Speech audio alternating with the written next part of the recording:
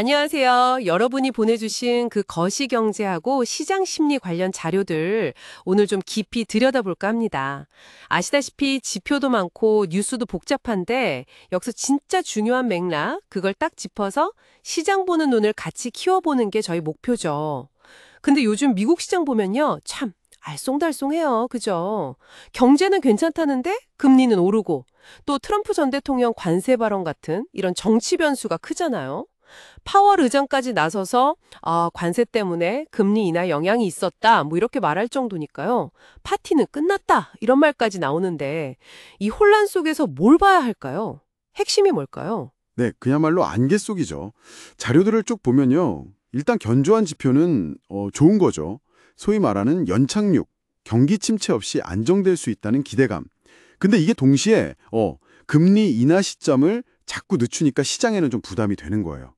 여기에다가 예측하기 힘든 관세나 선거 같은 이슈가 툭툭 들어오니까 변동성이 커지는 거고요. 그래서 중요한 건 진짜 헤드라인 뉴스 하나하나에 막 흔들리기보다는요.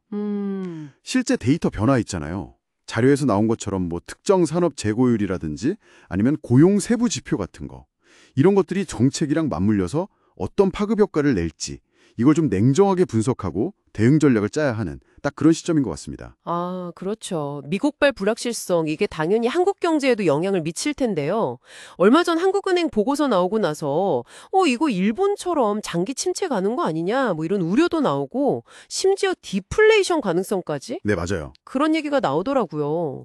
부동산 문제나 저출산 고령화, 이런 구조적인 문제가 크다는 분석이 많고요. 맞습니다. 특히 고령화는 정말 피할 수 없는 거대한 흐름이잖아요. 이게 당연히 장기적인 저성장 압력으로 작용할 수밖에 없거든요.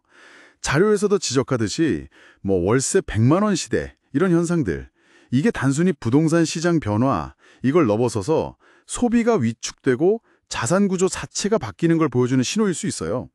그래서 이런 상황에서는 그냥 막 성장주만 쫓아다니기보다는 꾸준하게 현금 흐름을 만들어내는 기업들 아니면 이런 구조적인 변화 속에서 오히려 기회를 찾는 곳들 있잖아요. 예를 들면 고령 친화 산업 안에 특정 기술을 가진 기업이라든지 이런 소수에 집중하는 전략이 더 설득력을 얻고 있는 것 같습니다. 네, 변화의 또 다른 축, 기실 쪽을 보면요. AI. 와, 이거는 정말 기대랑 우려가 딱 교차하는 것 같아요.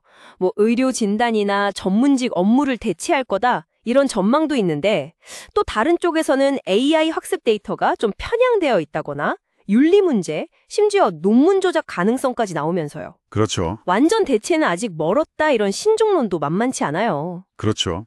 AI가 혁신 동력이라는 건 분명한 사실인데 넘어야 할 산이 정말 많죠. 말씀하신 일자리 변화도 그렇고 데이터 신뢰성 문제, 또 사회적으로 어떻게 받아들일 거냐, 규제는 어떻게 할 거냐 이런 부분들이요.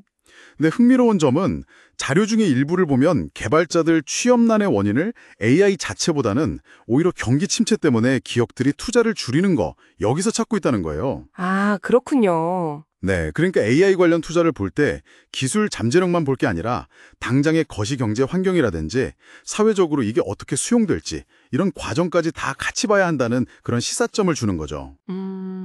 스타트업 생태 내부 분위기가 좀 갈리는 것 같아요. 준호헤어처럼 8천억 원 규모로 성공적으로 매각되는 사례도 있는데 네, 큰 거죠. 반면에 또 다른 쪽에서는 가짜 매출을 제한했다거나 팀원을 그냥 도용했다거나 이런 좀 불미스러운 일들이 터져 나오면서 우려의 목소리도 커지고 있고요. 네. 혁신이라는 밝은 면 뒤에는 항상 그런 그림자가 따르기 마련이죠. 특히 자금 조달이 좀 어려워지는 시기에는 더 그런 경향이 나타나는 것 같고요. 그래서 자료에서도 강조하는 것처럼 단순히 투자 유치 얼마했다, 기업 가치가 얼마다 이런 숫자만 볼 게 아니라 그 비즈니스 모델이 진짜 지속 가능한 건지, 창업팀이 투명하고 윤리적인지, 그리고 그 산업 생태계 자체가 건전한지 이런 걸 좀 더 꼼꼼히 따져봐야 한다. 이런 교훈을 얻을 수 있는 것 같습니다. 네. 마지막으로 암호화폐 시장 좀 볼까요? 거래량도 줄고 관심도 좀 시들해져서 빙하기다 이런 표현까지 나오던데요. 근데 또 한편으로는 도이치뱅크 같은 엄청 큰 금융기관이 암호화폐를 안전하게 보관해주는 커스터디 사업에 진출한다. 뭐 이런 소식도 들리고요. 이 상반된 신호는 어떻게 봐야 할까요? 네, 뭐 시장 참여자 입장에서는 당연히 지루하죠. 횡보장이 계속되니까 피로감을 느낄 수 있습니다. 하지만 자료 분석을 좀 보면요. 이런 시기가 오히려 큰 변화 전에 숨고르게 하는 단계일 수도 있다. 이런 해석도 가능해요. 왜냐하면 개인 투자자들 관심은 좀 줄었을지 몰라도 도이치뱅크 사례처럼 제도권 금융기관들은 장기적인 관점에서 계속 인프라를 구축하고 있거든요. 꾸준히 투자하고 있는 거죠. 물론 단기적으로 알트코인들 급등락하는 거 보면 여전히 투기적인 성격이 강하니까 리스크 관리는 당연히 필수고요. 어쩌면 모두가 지루하다 이렇게 말할 때가 역설적으로 조용한 기회가 될 수도 있겠다. 뭐 이런 점을 한번 생각해 볼 필요가 있겠습니다. 네, 오늘 이렇게 자료들을 쭉 훑어보니까요. 현재 시장이라는 게 정말 거시경제의 불확실성, 기술 혁신의 기대와 과제, 또 각 나라가 안고 있는 구조적인 문제들, 이런 것들이 정말 복잡하게 얽혀 돌아가고 있네요. 관세 문제부터 시작해서 AI 윤리, 스타트업 생태계 건전성 문제까지 정말 다양한 변수들이 투자 환경을 흔들고 있는 것 같습니다. 맞습니다. 이런 복잡함 속에서 진짜 단기적인 소매에 너무 흔들리지 않고 장기적인 안목으로 자신만의 투자 원칙을 딱 지키는 것, 이게 중요해 보입니다.